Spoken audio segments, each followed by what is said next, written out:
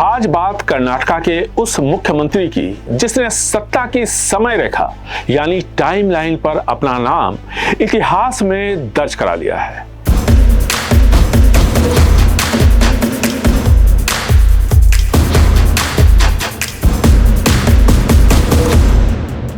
यानी सिद्धरामैया, एक ऐसा मुकाम जो कर्नाटका का दूसरा कोई मुख्यमंत्री आज तक हासिल नहीं कर पाया। लेकिन सवाल यही है, क्या राजनीति में टिके रहना आसान होता है? क्या एक साधारण गांव का लड़का बिना किसी राजनीतिक विरासत के सत्ता के उस शिखर तक पहुंच सकता है जहां से पूरे राज्य की दिशा तय होती है? सिद्धरामैया ಎಂಬ ಹೆಸರಿನ ನಾನು ಕರ್ನಾಟಕ ರಾಜ್ಯದ ಮುಖ್ಯಮಂತ್ರಿಯಾಗಿ ದೇವರ ಹೆಸರಿನಲ್ಲಿ ಪ್ರಮಾಣ ಮಾಡುತ್ತೇನೆ।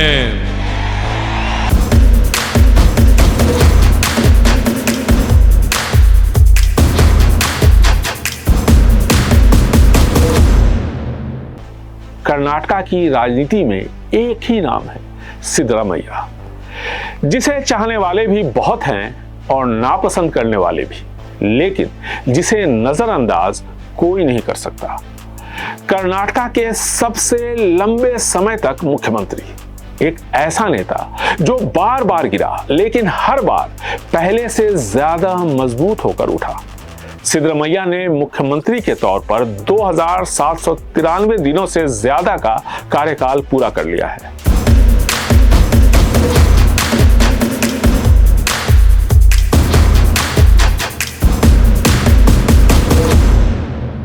इससे पहले सबसे ज्यादा दिन देवराज अरस मुख्यमंत्री थे, 2792 दिन। सिद्धरामैया कर्नाटका के सबसे लंबे समय तक मुख्यमंत्री बन चुके हैं। इस नेता के जमीन से सत्ता तक के सफर पर आइए एक नजर डालते हैं।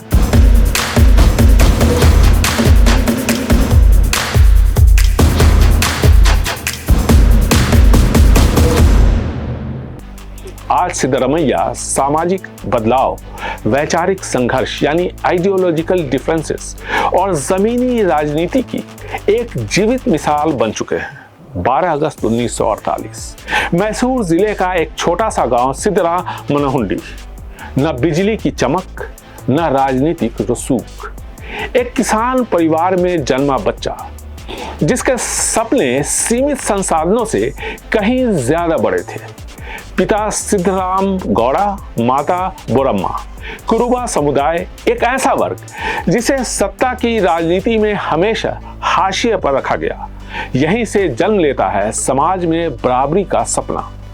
सिद्धरामैया ने LLB की पढ़ाई की और वकील बने, लेकिन अदालतों की बहसों से ज्यादा उन्हें समाज की असमानताएं बेचैन करती थी।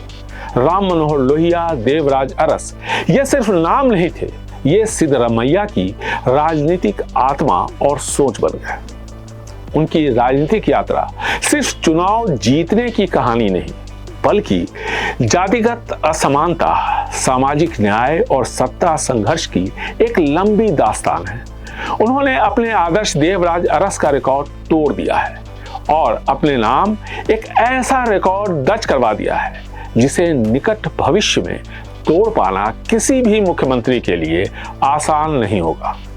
गांव का जीवन, सीमित संसाधन और सामाजिक भेदभाव, इन सब ने सिद्धरामैया के व्यक्तित्व को गढ़ा। शिक्षा के लिए उन्होंने काफी संघर्ष किया। मैसूर विश्वविद्यालय से कानून की पढ़ाई LLB की और कुछ समय तक वकील के तौर पर भी काम किया। यहीं से संविधान, सामाजिक न्याय और अधिकारों की गहरी समझ विकसित हुई। सिद्धरामैया का राजनीतिक जीवन किसी राजनीतिक वंश से नहीं बल्कि जन आंदोलनों से शुरू हुआ। 1970 के दशक में वो समाजवादी आंदोलन से जुड़े। समझ आ गया था, राजनीति अगर करनी है तो एयर कंडीशन कमरों से नहीं, सड़क से करनी होगी। साल था 1978 जब सत्ता ने एक आउटसाइडर को स्वीकारा। जनता पार्टी के टिकट पर सिद्धरामैया विधायक बने। ये सिर्फ चुनाव जीतना नहीं था, ये उस वर्ग की जीत थी जिसे सदियों से सत्ता से दूर रखा गया था। लेकिन कर्नाटका की राजनीति कभी भी आसान नहीं रही। दल टूटते रिश्ते और सत्ता की कड़वी सच्चाई। सिद्धरमैया का सफर कभी सीधी रेखा में नहीं चला। जनता पार्टी, फिर जनता दल एस, उसके बाद कांग्रेस, यहीं से शुरू होती है आलोचना। दल बदलने वाला नेता।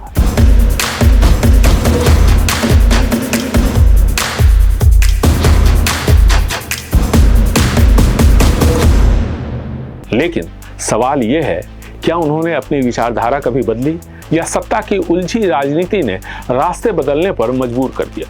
यह दौर आलोचनाओं से भरा रहा, लेकिन इसे कर्नाटका की जटिल गठबंधन राजनीति के संदर्भ में समझना जरूरी है। अपनी राजनीतिक समझ की वजह से 1996 में जेएच पटेल सरकार में उन्हें उप मुख्यमंत्री बनाया गया। जब जनता दल टूटा तो सिद्धरमैया देवेगौड़ा के साथ खड़े हुए और जेडीएस से जुड़े। उन्हें प्रदेश अध्यक्ष बना दिया गया। 2004 में कांग्रेस जेडीएस की साझा सरकार बनी। मुख्यमंत्री धर्म सिंह बने, सिद्धरमैया एक बार फिर उप मुख्यमंत्री बने। लेकिन यहीं से सिद्धरमैया और देवेगौड़ा के बीच टकराव शुरू हुआ। पार्टी का समर्थन सिद्धरमैया के साथ था, लेकिन देवेगौड़ा तरजीह दे रहे थे अपने बेटे एचडी कुमारस्वामी को। यहीं से वैचारिक संघर्ष शुरू हुआ और इतना बढ़ा कि सिद्धरमैया ने जेडीएस छोड़ दी। 2006 में सिद्धरमैया कांग्रेस में शामिल हुए। चामुंडेश्वरी से पहली बार कांग्रेस टिकट पर चुनाव लड़ा। कांटे की टक्कर हुई। जीत 256 वोटों से हुई। यही था उनके कैरियर का सबसे निर्णायक मोड़। कांग्रेस में उन्होंने खुद को जमीनी और संगठनात्मक नेता के तौर पर स्थापित किया। 2008 में येदियुरप्पा के नेतृत्व में बीजेपी सरकार बनी। कांग्रेस ने सिद्धरमैया को विधानसभा में नेता प्रतिपक्ष बनाया। कांग्रेस के भीतर इसका जबरदस्त विरोध हुआ। कांग्रेस विरोधी खेमे से आए हैं ये कहकर, लेकिन सिद्धरमैया ने जल्द ही अपने आलोचकों को गलत साबित कर दिया। वे जनता की मजबूत आवाज बनकर उभरे। 2013 में कांग्रेस को स्पष्ट बहुमत मिला। सिद्धरमैया कर्नाटका के मुख्यमंत्री बने।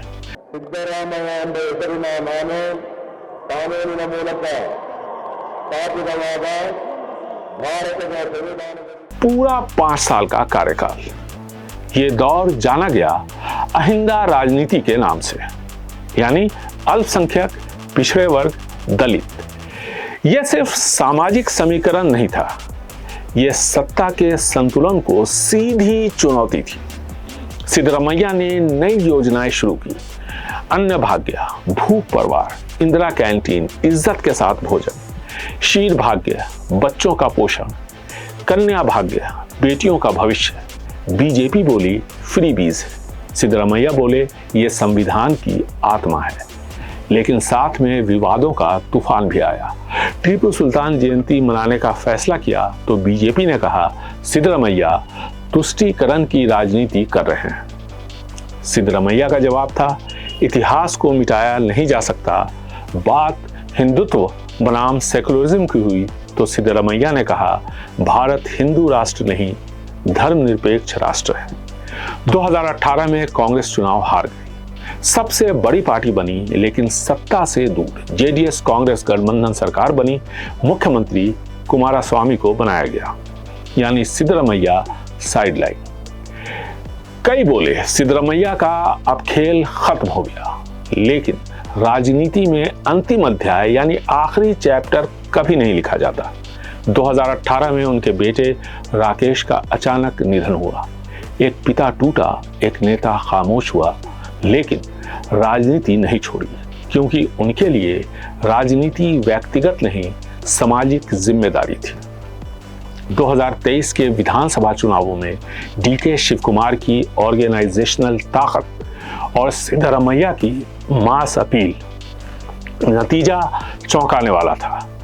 बीजेपी और जेडीएस काफी पीछे रह गए। जेडीएस अपने घर ओल्ड मैसूर रीजन में धाराशाही हो गई। एक बार फिर सिद्धरमैया मुख्यमंत्री बने और इस जीत के साथ कर्नाटका के इतिहास में सबसे लंबे समय तक मुख्यमंत्री बने रहने का रिकॉर्ड अपने नाम दर्ज करा लिया।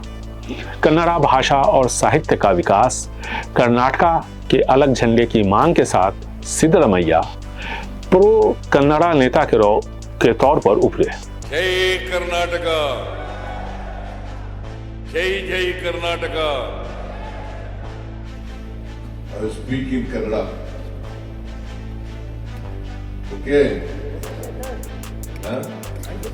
ಯಾವ ಇಂಗ್ಲಿಷ್ ಇಲ್ಲ ನಡಿ। लेकिन सत्ता के साथ आरोप भी आए, जैसे मूडा केस, पत्नी पार्वती को जमीन आवंटन का मामला। बीजेपी बोली सत्ता का दुरुपयोग। सिद्धरमैया का जवाब था राजनीतिक बदलाव और साजिश। मामला अदालत में। और अब सवाल, 79 साल के सिद्धरमैया क्या कार्यकाल पूरा कर पाएंगे? उनका उत्तराधिकारी कौन होगा? एक बात साफ है, अगर कर्नाटका में सत्ता बदलेगी तो सिद्धरमैया की रजामंदी से। सिद्धरमैया की कहानी गांव की धूल से सत्ता के शिखर तक की कहानी है। न करिश्माई वक्ता, न मीडिया के लाडले, लेकिन जमीनी राजनीति की सबसे मजबूत मिसाल। इतिहास उन्हें कैसे याद करेगा ये वक्त तय करेगा, लेकिन फिलहाल सिद्धरमैया कर्नाटका की राजनीति की धुरी है। सिद्धरमैया संघर्ष की राजनीति का चेहरा है, एक ऐसा नेता जिसने सत्ता पाई, खोई और फिर हासिल की।